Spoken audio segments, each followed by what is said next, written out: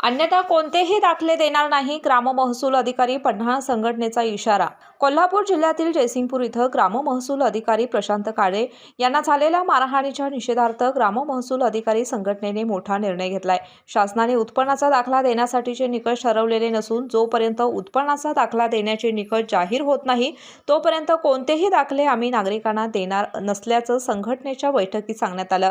महाराष्ट्र जमीन महसूल कायद्याच्या आधारे नमूद केलेल्या निकषावरून क्षेत्रीय स्तरावर ग्राम महसूल अधिकारी आणि मंडल अधिकारी कामकाज करत असतात।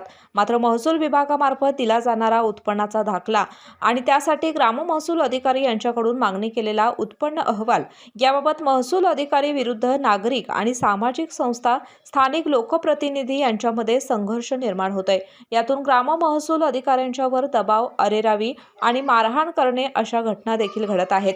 संबंधित अहवालाचा शासनाची फसवणूक करून गैरमार्गाने वैयक्तिक लाभासाठी वापर करण्याचा सध्या सपाटा काही घटक करत आहेत। त्यामुळे शासनाच्या निधीचा चुकीच्या पद्धतीने अपव्यय होतोय।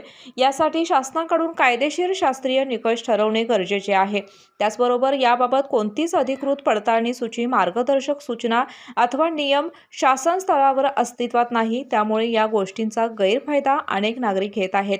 त्यामुळे याबाबत कायदेशीर निकष ठरवून योग्य ती कार्यवाही करावी अशी मागणी यावेळी संघटनेच्या पदाधिकाऱ्यांनी निवेदनाद्वारे निवासित नायब तहसीलदार संजय वळवी यांच्याकडे केली आहे। जयसिंगपूर येथे आमचे प्रशांत काळे ग्राम महसूल अधिकारी यांच्यावर जो जीवघेणा हल्ला झाला त्याचा आम्ही सर्वांनी निषेध केलेलाच आहे। परंतु जे उत्पन्न दाखले देण्यासाठी ग्राम पातळीवर आम्हाला वेळोवेळी संस्थांचा, लोकांचा दबाव जो येतोय त्या दबावासाठी शासनाने कुठल्याही प्रकारचे निकष केलेले नाहीत दाखला देण्यासाठी।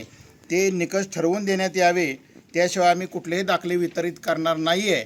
यावेळी अध्यक्ष अमोल कोटे, हनुमंत बदडे, वैभव कोळी, प्रज्योत निर्मळे, सागर जगताप व ग्राम महसूल अधिकारी पन्हाळा उपस्थित होते। स्पेशियस, लक्झुरियस, सगळं मिळेल अगदी मनासारखं। बटू बिल्डर्स यांचा नवीन गृहप्रकल्प गृहलक्ष्मी रचना।